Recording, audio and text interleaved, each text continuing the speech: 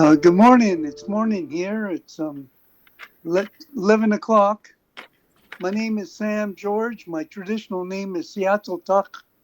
I come from the Squamish Nation. I'm an elder, and I work with the Indian Residential School Society.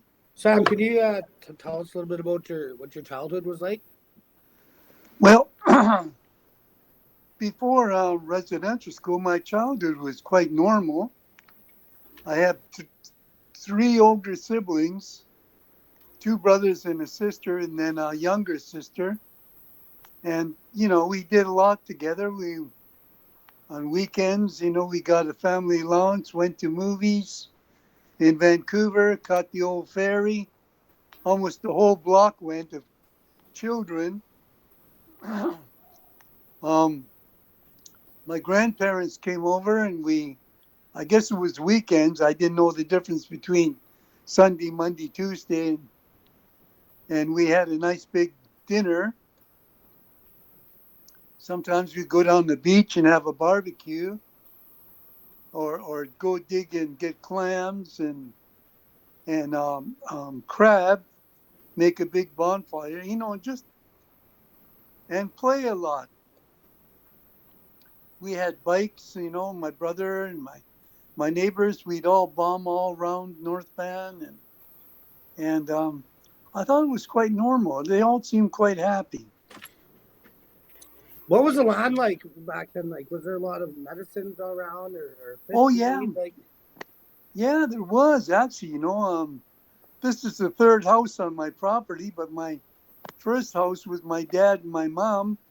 You could go right outside, and there was we had one road going no, two roads going through the reserve, and they were what do you call it now? They put down all that stuff, and there was quite a few puddles anyway, and and a lot of bush, a lot of trails, and sometimes we go for a walk, and my grandma, who we called Ta, that's our word for grandma, she would take us and we'd pick plants with her.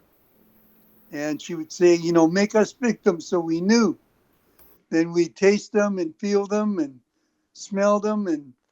And then we'd go to her house, and she would boil up water, and we I never had a clue, she was teaching us, she was showing us.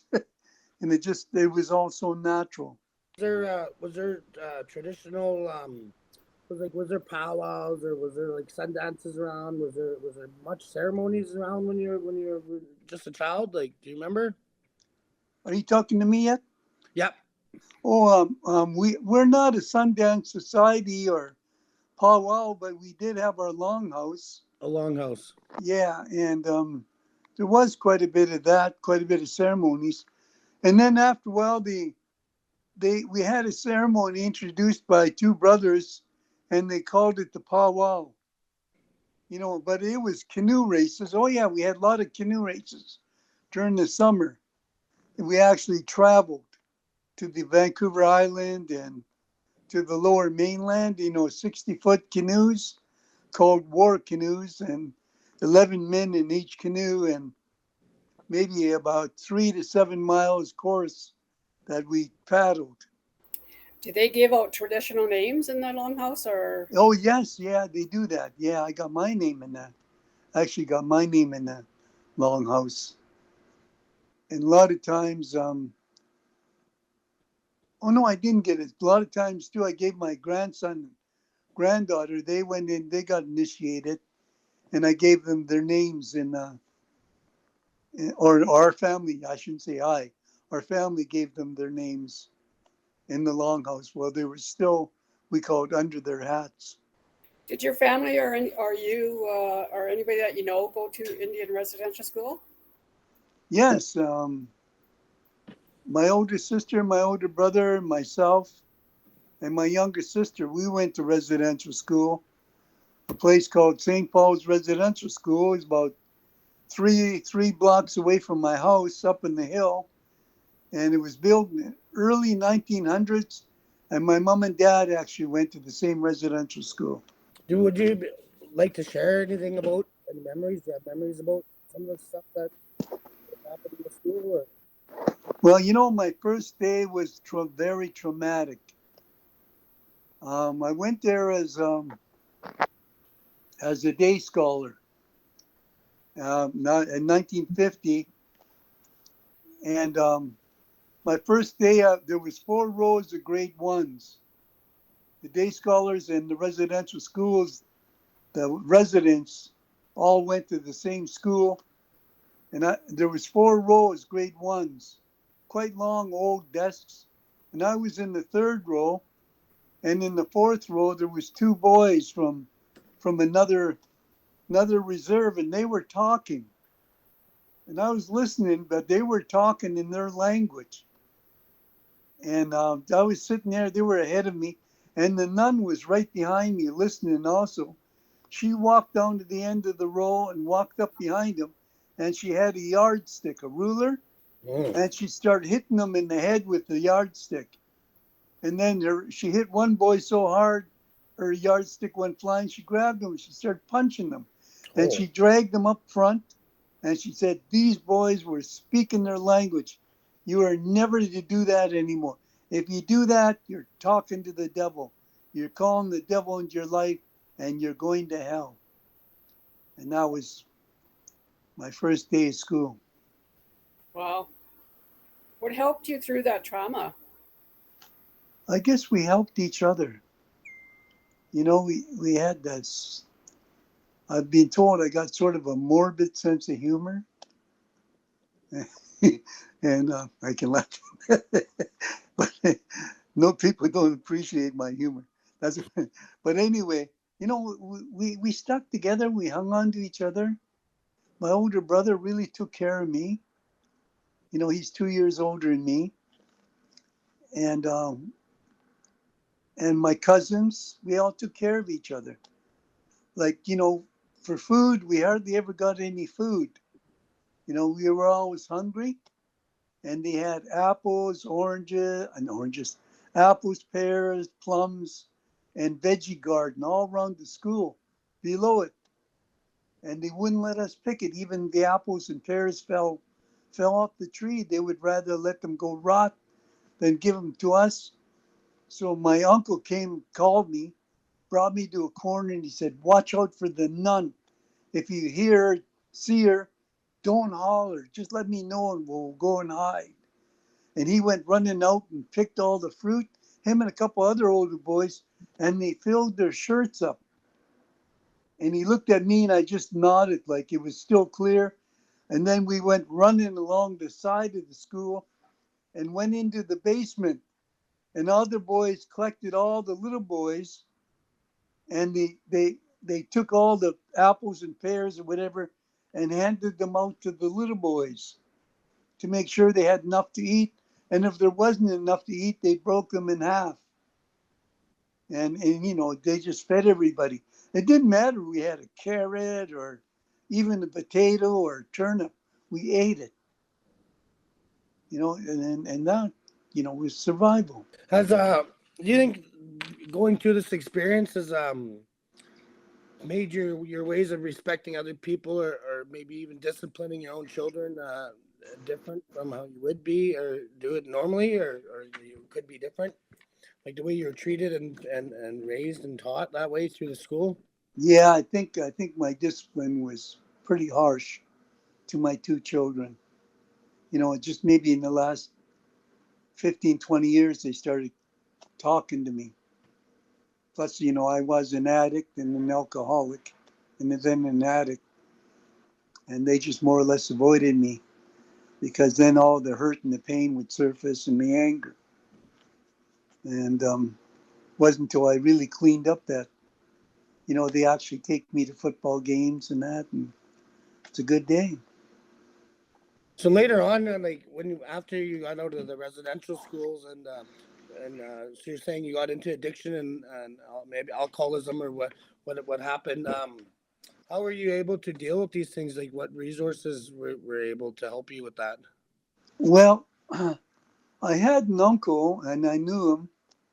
He used to come to the house, and he was in the Second World War. but he'd come to the house and he drank a lot. And he used, when he came, he would sit there and he'd cry. I guess he would remember what happened during the war, because he was wounded and everything and all shot up, and then he changed, and then he'd laugh and he'd smile, and he'd come and visit us, and he went to a program called AAA, Alcoholics Anonymous. And so when it was my turn, after residential school shut down, I went to jail for 4.5 years. And I got in trouble because I wrote home and said I liked it there, because it was a heck of a lot. The food was better. And the guards, they didn't punish us. They punished us, but it wasn't verbal. I wasn't verbal or physical. And then we got punished because maybe, you're in jail and there was acts of violence in there. But anyway, I wrote home and said I liked it in jail, and I got in trouble for that. I went to a place called Haney Correctional.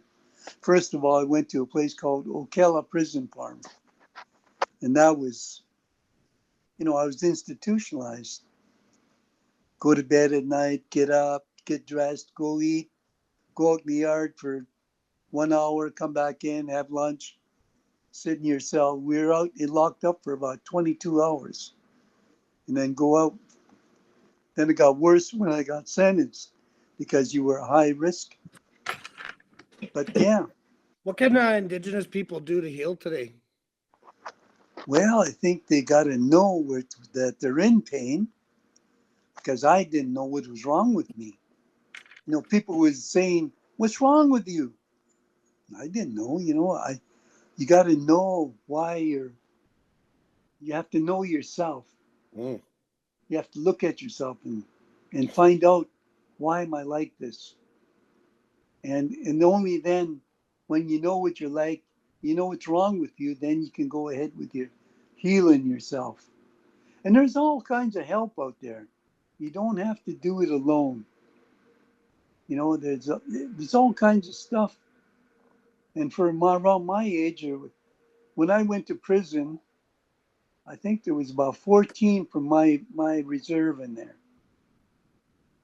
14, 16 from my reserve, all around my age.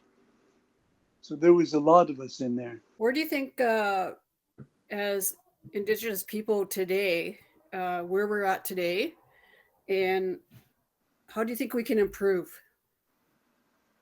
as Wow. a whole? I think improvement is to get more cultural events going, and we are on that track, and you can't really ban the alcohol. Is a big destroyer, and the drugs. Mm-hmm.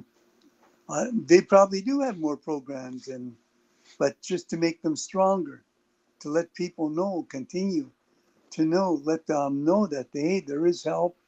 You don't have to be there. You don't have to do that, and steer them into all the cultural events. And I know we do have many.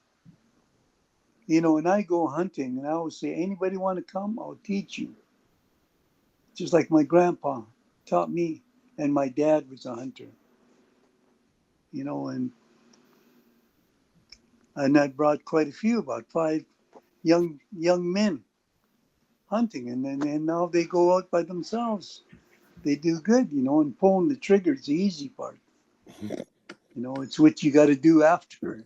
Yeah. What about yourself, spiritually, emotionally, and mentally and physically? How do you take care of yourself that way? Spiritually, I talk to my creator.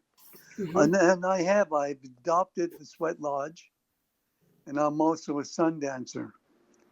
I've adopted them, and it's just a form of prayer, right? Yeah. And I didn't know. I went into my first Sweat Lodge, and I was going to ask for the door, and And one of the elders said, "No, you're not praying hard enough. Pray hard." He said, and then he said, "Pray for somebody. You know somebody that needs your prayers." And because the way I was, I think the first 3 years of Sweat Lodge, I was praying for myself. All my prayers were, "Please God, please God." And then after a while, I started praying for my family, and I started praying for other people, and I started praying for Mother Earth. And I have my own sweat lodge today in my backyard. And I'll be going to Sundance in next month. And I also became a Sundance chief. Mm. And that was a great honor bestowed on me. Mhm.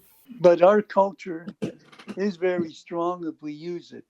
The more we use it and the more joined the younger generation and the older generation, if we share and do it together, that's the unity. It makes us strong. There's a lot of suicides in Indigenous youth. Do you have any suggestions on what society can do to stop the suicide rate in our people? Wow, I guess to bring our culture in, to show that there's other ways rather than, I think, I don't know, myself, I was depressed with the way I was. And but to realize where you're at. Suicide, I think, comes from depression is a big thing, and Mhm. depression is hanging on to a lot of things that are hurt, to make it, to see why you're hurting. I think I mentioned that, and to get it out, and not to be alone. Find somebody. We all have somebody we can talk to, you know. Um, and I realized that my pain, everybody felt the same pain. It's not just me. My pain isn't that great. Nobody understands. So that's how I felt. But once I got out into the world, there was a lot of people saying, "Oh yeah, I went through that. This is." They didn't just say I went through that. They said, "This is how I got out of it," Mhm. and that's what I do. I just say, "This is how I got out of it." So for future generations, what words of wisdom would you have? Well, don't give up. Know who you are and do things that you like. Don't stay within yourself. A lot of people I know that I talk to, they sit at home and let them bad thoughts brew. There's always something to do. I just say, "Well, how's your dishes? Got dirty dishes? How's your floor? Gonna clean the floor? If you got pets, are they fed?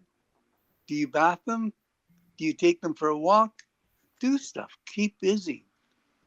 Don't allow yourself to get into that isolation, Mhm. self-isolation. Go out there and take care of yourself. Do things that make you happy. And if you're a carver, or if you do, or some sort of artist, do it. But carving sort of, you can get into it. I've been sitting there, and my son come up. He said, "Dad, when you going to bed?" I said, "How come? I'm carving here." He said, "It's 4 a.m. in the morning." Oh, I guess I'm going to bed because I was chopping and everything. Yeah, yeah. But yeah, you can really get into it. Eh? Get into your art and um, take care of it. Do what you like. And if even if you don't like being with people, there's always stuff to do by yourself. Hmm. Find out what you do, what you're good at. We already know, but do it. Yeah. Practice it. Would you like to say a prayer for us? Or prayer? Sure. Creator, we thank you for this beautiful day, for watching over us, taking care of each and every one of us. We ask you, Creator, take care of our people. Take care of those ones who are having trouble in their minds and in their bodies and in their spirits. Help them, Creator. Help them to find the answer, not to live in the problem. And help us to go out and enjoy the beautiful world that you put out for us, Creator. Help us to all to realize all the gifts you've given us, and help us to bring them out and out into the surface and to practice them. We ask you that, Creator, for special blessings on each and every one of us. Haichka, Creator, thank you.